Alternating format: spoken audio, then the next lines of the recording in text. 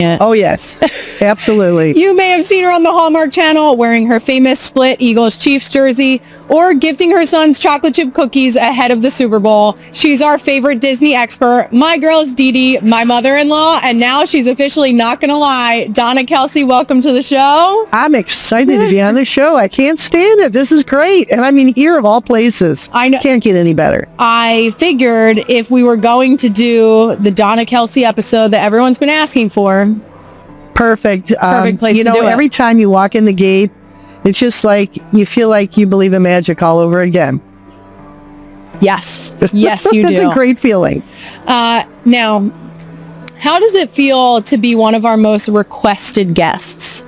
Oh, that's interesting. Uh-huh. Oh, they must know I have a lot of dirt on the boys. I think they know I'm going to ask the questions to get there. There you go. Uh-huh. Perfect. Now, you know all the ins and outs of Disney, so Yeah. we're going to get into that. But first, the real ones, Yeah. for some reason, always want to hear more about our family. So we'll start there. I don't know if I've talked about the first time that I met you on the podcast yet. I've talked about the first time I met Travis. It was the Pro Bowl trip to Hawaii. Yeah, we were in Hawaii. Yep. Yeah. Do you remember the first time that we met? Yeah. I believe it was an Eagles game. Yes. I figured that you would remember only because leading up to that, the joke was that nobody believed that Jason actually had a girlfriend because he's not a Rico Suave, everyone. Yeah. He wasn't bringing around a bunch of girls. No. Very few. None in high school. And I never knew of anyone that he dated in college. I'm sure there were a couple. Sure. But he just never brought anybody home. I guess he was just waiting for you, Kylie. Sure, that's what it was. He was waiting for the perfect one. That's right. It had nothing to do with the fact that he has no game whatsoever. Well, you know. Now, what do you remember from our first meeting? Oh, man. How tall you were. Yeah. You had a sophisticated air about you. Oh, that's very kind. Yeah, I know. And it was, I was just really impressed with, how you carried yourself and how articulate you were. And I just was thrilled to death. I was very excited to be with you and be eye to eye. Yeah, that is there you always go. like, as tall women, I think you always recognize when someone you walk up to and you're speaking like straight True. to their face. Yeah, agreed. It's something that I don't realize until it happens. Like until I'm talking to a tall woman, I don't realize that I'm looking down towards everybody else. Yeah, I know. For anyone who doesn't know this, you are known as Dee Dee to our girls. Yes. How did we get the name Dee Dee? Dee Dee came about very selfishly because most babies say the D word first. And so I thought, okay, there is already a Nana and there's probably going to be some other names and things like that. So I just did my initial of my name twice. That's all. I love it. And also I love the idea that there was a chance that you beat Jason to the punch. Like if it was a DD instead of a dad, we could have held that over him forever. Yeah, but the A vowel is a very it's easy and it's quick. It is for sure. It's easy to form. Jury's still out on Finn.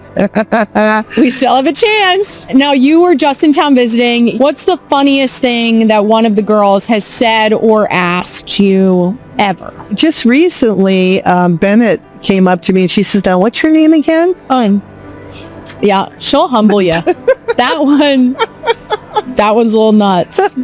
I think I know the answer to this question, but of our four girls, who reminds you the most of Jason? Oh boy, it's got to be Wyatt. Yeah, I think so. Yeah.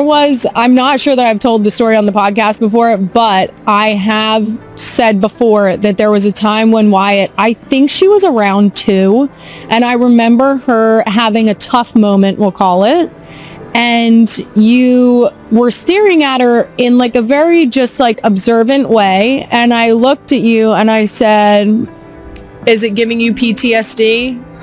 And you said, "A little bit, a little bit." Yeah. Who reminds you the most of like a Travis personality? Oh dear. Well, it's usually the second or the third child because they're the ones that are fearless. Mm-hmm. And you're learning with the first child. So I would have to say that Ellie probably is the one that throws herself off the couch without abandon. Yes, she does. Yeah, so she has no fear. I would agree with that. Yeah. Donna, as you know, I love talking about motherhood on this podcast. And since I'm married to your son, I have a lot of questions for you. I, of course, have 4 girls and you raised 2 boys. Oh, yeah. And witnessing a household of all girls now and being close to it. Yeah. What would you say are the biggest differences between raising boys and girls? The thing that just amazes me is how they will sit down and do a craft for a certain period of time. That wasn't my experience. No. It was constantly running around, jumping off of things, getting into trouble, running out the door, starting the car up, when they were 3. So Yes. they got into a lot of stuff. Now, is there one that you would say is tougher or just different? I think Jason, because he was the oldest and, always the elder child in the family, not all the time, but especially with Jason, he would tend to listen and follow the rules. Yeah, Travis isn't a rule follower. No, he runs to the tune of his own drum. We had a conversation after I had Bennett where you had mentioned 3 girls still sounds a little bit nicer than 2 boys for that age. Yeah. Because, a bird. It must be one of my ancestors. Now, much like you're saying, doing a craft, we often start our day with a nice drawing, coloring session. Oh, yeah. And I have said that in that moment, a house of boys would never. They would never. No, they're breaking the crayons. It's like I saw one time 2 different fields. There was a field full of boys playing soccer and a field full of girls playing soccer. The girls, you ask them to get in a circle and kick the ball between each other. With the boys, one's, playing basketball with the soccer ball. They are, hitting each other. They're wrestling on the floor. They're doing everything but what they're told to do. So, yeah, completely different. It might be tougher for us later. Yeah, sure. Could be. Yeah, for sure. Now, I also couldn't have you on and not ask about the famous story of Jason with the knives in the front yard. Oh, geez. Yeah, I had just picked them up from daycare and we had gotten home and I decided I was going to go upstairs and change because I had my, work outfit on. So I'm upstairs, I get the shorts on and I hear from across the street this person calling, "Oh my God, he's got a knife." And I knew who it was immediately. Did you really? Yes, I knew it was Jason. He was the only one that was tall enough they could reach him. And I literally had him high up in a cabinet because I had to keep everything sharp away from both of them. But yeah, I ran out there. I only had my shorts on and a bra. I literally ran out and, and then everybody was clapping on the street. They were so excited about that picture. So it was really kind of funny, but Jason was literally throwing it up in the air and it would come down and hit the ground and to stick in the grass. Yeah, and Travis is just looking at it and I'm like, oh my God, that could have went right through his head. But yeah, that was a scary time. That was a scary one. Yeah. I'm always brought back to little Jason when he headbutted grandma. Oh yeah, he did that with my mother. Yeah. He thought that was just great fun because Ed and he used to do it all the time. Sure. Just as a little game. And he wasn't even walking. They would just headbutt each other, and sure enough, like a little love tap. Pretty much knocked my grandmother out. I mean, their grandmother out.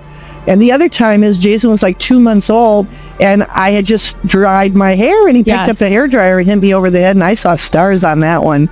Yeah. And he wasn't doing it to be mean or anything. He just thought it was fun. Thought it was funny. What 2-year-old can pick up a hairdryer and swing it? Mm-hmm. Yeah, he had muscles back then. Now, as the mother of that man's 4 children, how can I prevent my kids from repeating their dad's mistake? Oh, geez. I think every child is their own and they come up with their own thoughts. So something that they're going to come up with is going to be completely different than what my children did because they're watching different shows. Sure. They're looking at cartoons and I'm sure that Jason had seen that on some cartoon. They both like to mimic. Now, you've told so many great stories about Jason and Travis. Is there one that you haven't told, and maybe you've been saving for the perfect moment, and maybe this is that moment? I don't know. You've aired it out. You've exposed there you go. them. There's one in particular that I do remember. I used to have to keep the keys up high, just like I had to keep the knives up high. And Travis, for some reason, was opening up the drawers, and he was climbing up them. He was 3, climbing up the cupboards to get to the keys. And for some reason, I was in the bathroom or whatever. I mean, you gotta go. And I'm all by myself. I go out the back door, and there's the 2 of them sitting in the car. Now, mind you, the car was locked. So Travis would watch us like a hawk. He knew exactly what we were doing. He knew how to unlock the car door, get into it, and then slam it shut. And I don't know how he did it, but somehow, and thank goodness, it was it was not an automatic. Sure. Okay. And he put the keys in the car. He knew exactly what to do and turned it on, and it jumped and went right through the garage door. And Jason, thank goodness, was sitting next to him, and he was just like this. He was so excited, but he could have been standing in front of it. It could have been a really bad moment. I will tell you, after watching the dynamic between our own kids now, I wouldn't be surprised if Jason wasn't following him to say, nope, put the key in the hole. Yeah. And now you're gonna want to turn it. Yeah. Mm-hmm. So he actually got it started. Yeah, he did at 3. So from then on, I always had to have my keys on my person. I could not hide them. That's terrible. They could see where I left them. So yeah, that was a little scary. Not Trav out here just saving receipts. Yeah, there's some other ones with the car, but I can't go into it. The trunk. Yeah. When it was going to be sold the next day. Yeah. Okay. So we'll leave that. Yeah. We'll leave that one on. Yeah. Be out of respect for the individuals involved. Yeah. We'll keep that one between us. Okay. Now, you've done an amazing job as a mom. I know how proud you are of Jason and Travis, and they are of you. Is there a piece of motherhood advice that you lived by? Oh, dear. Every once in a while, let them fight. Because that's great advice. I love this. Because that's how you learn to negotiate, to do different things. But I mean, if it looks like it's getting kind of, a little too terrible, dicey, and it's too, it looks like somebody's going to get hurt. But usually somebody cries and it stops. Sure. So, unfortunately, the younger one definitely has to figure it out, and they really do come up with good negotiation skills and manipulation and some other things. Yeah. Yeah. So. Now, as his mom, what have you enjoyed the most about watching Jason as a dad? Oh, I'm just totally amazed that he can be as gentle as he can, but then he still throws them up in the air on the couch. But that is a softer side of him that I don't think I've ever seen before. And he definitely loves his girls. There's no doubt about it. Yep. They've got him. Yeah, they do. You're also our first guest who has grandchildren, and we do have a lot of real ones with grandkids, so I'd love to know what grandparenting advice you would give as a first-timer. Let them do whatever they want. It's terrible. No, within reason. There are things that I ask you, can I do this? Can I do that? Very much so. But I think you're there to show them as much love as you possibly can, and I'm not the one that's going to be the downer. So I try not to be. But every once in a while, you have to say, okay, that's enough. But yeah. I do think that you have an amazing balance of coming in. They know that you'll bring them sweet treats, because that's the grandparents' duty. Everybody knows that. You have free reign on sweet treats. Yeah. And they know that you will sit there and give them your undivided attention and read them books. And so because of that, whenever there is mention of Dee Dee, they're like, where is she? When she get here? Is she here yet? It's there's excitement with it that is unmatched and very obvious that they truly value the time that they get to spend with you. Well, I value it also. Now, I do have to ask, I promise that Donna's Disney Guide is coming up next, but real quick. Yeah. I know you signed an NDA. Yes, I did. but I want to know about this Traitors situation. Do you? Okay. Well, I can tell you. Tell me when it comes out, Donna. Yeah, I think sometime in January. Perfect. The Traitors show does come out. It's season 4. Yes. Celebrity season 4. I had a Are you allowed blast to on say it. where it was? Oh yeah, it's in Scotland. Yeah. And how was that? Just wonderful. There was nothing better than walking through the Highlands at night, in the complete dark. It was crazy. There are so many beautiful things about the Highlands. It's just the mountains and the water and everything. It's very serene, and the air was the cleanest I think I've ever, breathed in my life. I had no trouble climbing up 3 flights of stairs. I'm like, why? This is awesome. This is reminding me. I would like the real ones to know that one of the things that I think is one of your secret superpowers is travel. Oh, and I don't even know how secret it is. Yeah. Because I yell it from the rooftops. Your way of travel is so impressive. Your thirst for knowledge and the way that you travel the world is one of the most intriguing and exciting things. I love when you travel because I get to vicariously live through your travel experiences. Yeah. But that actually brings us to the fact that we are in one of our favorite places to travel. Absolutely. And also one of yours. Been here many times. It's not that far for you to travel now. No. Because you are a Florida resident. I am. But that brings us to Donna's Disney Guide. All right, now the main event. We promised the real ones your insider guide to Disney. Hey, all right. I'm going to let you take it away. Where do people absolutely need to go when they come to Disney World? Your must stops. It definitely depends on how old your kids are or where you are in your life. But if it's adults, definitely, you got to go to Epcot. If it's children, you definitely have to come to Magic Kingdom and Hollywood Studios. There's just so many wonderful places to go, wonderful things to eat for any age. It's just a magical place. It really is. What's your favorite thing to eat in the park?